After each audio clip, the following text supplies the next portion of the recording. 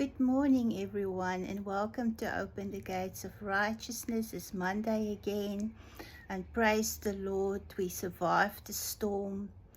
It was a terrible wind, like a rushing wind. I said to my mom, well, I trust the Lord was going to send his spirit wind, and the church needs the power of the Holy Spirit. That rushing wind that entered into that upper room and baptize everyone with fire. We need the wind of the Spirit. It reminded me of a dream I had a couple of months ago while I was walking in my garden. I was singing, praising the Lord, and all of a sudden I start the chorus and I said, the power is in the wind.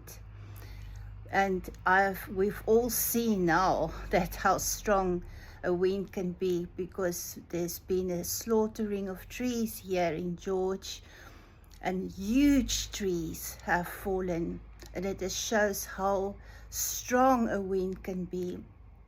So the same with the Holy Spirit, and I think that's what the Lord was showing me. The power is in the wind. There is great power in the wind of the Holy Spirit. And we are waiting for that power of the wind to come blow over his people, over the saints, over his sons. We are his sons. And this morning the Lord just laid on my heart to just speak a little bit about when we face storms in our lives. That we have this power. My dad used to say we have this power inside of us, this treasure that is very strong, and that's the Holy Spirit inside of this earthen vessel. And it gives us the strength to conquer and to be overcomers. And I read in Revelations 1 where Jesus said that he who overcomes will receive the crown of life. And we know the word of God says that we are more than overcomers through Christ Jesus our Lord. And when those storms come, are we going to stand? And it reminded me of what Jesus said, that he who builds his house upon a rock, that house will stand. When the storm comes, that house will stand. But the one who builds his house on the sand, that house is not going to stand. And how do we know our house is built upon a rock? We know it if we abide in Christ. We abide in his word. His word is truth. It's so important that we stay in the word, that we have fellowship with one another, because 1 John says those that fellowship with one another are of the light. For God is light, and in him is no darkness, no dark deeds. He is light, and everything he does is good and perfect and wonderful. That's the God we serve, and we praise him this morning that he protected us through this, and that we can be just calm.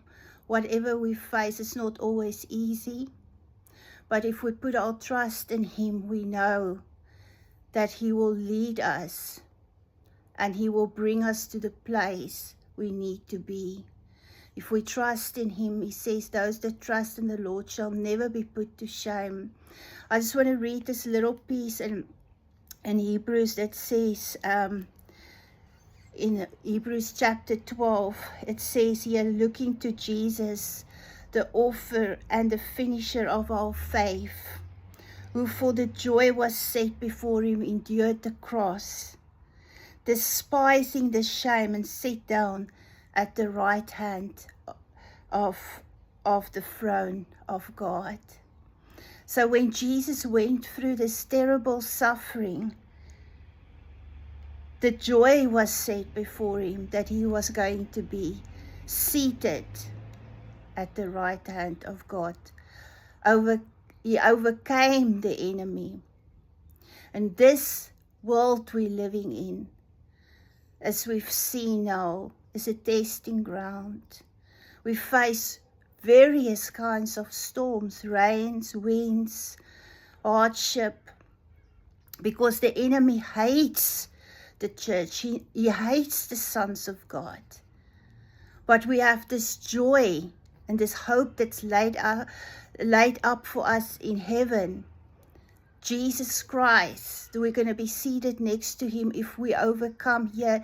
He says we run this race with endurance, setting our hearts and our affections of things above, not here on this world. And the lust of this world will fade away like a flower that once bloomed.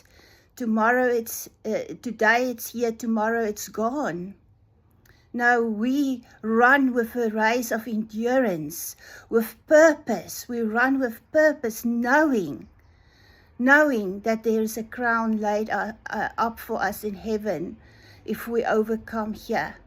Every athlete has a prize in mind. And our prize is Christ Jesus, that we're going to be joined with him in heaven. That's why it says everything will fade away. All the lust of the earth, all the things of the world, the riches, the pleasures, they are all going to be gone in a second. But his word endures forever. And if we endure and we are not feeble-minded, like if you read that, go read that whole chapter 12. I'm not going to read it for time's sake. But at the end he says there, wherefore lift up the hands which hang down, and the feeble knees, and make straight the path for your feet, lest that which is lame be turned out of the way, but let it rather be healed. So we lift up those feeble hands and just praise God and give him glory, even in the times when we face hardship, disappointment in people, ones that have hurt you, or things that you face in your body, sickness. Let us just lift our hands and be healed in Jesus' name, because he is the author and the finisher of our faith. And let us run this race with purpose and endurance, because we know at the end we're going to see it's going to be worth it, that we have run this race with Christ Jesus, and we have this treasure in us, the Holy Spirit.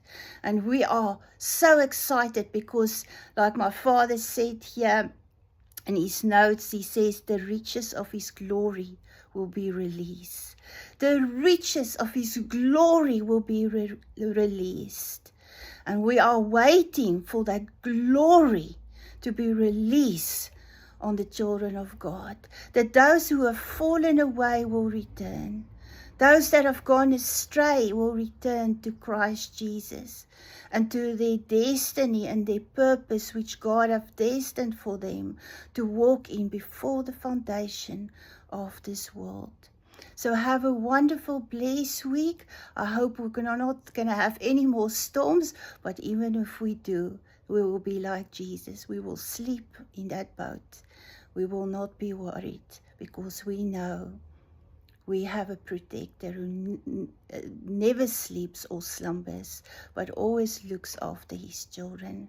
And let us wait for the wind of the Spirit to come and blow through us and raise up his body in glory and in splendor. Have a wonderful week.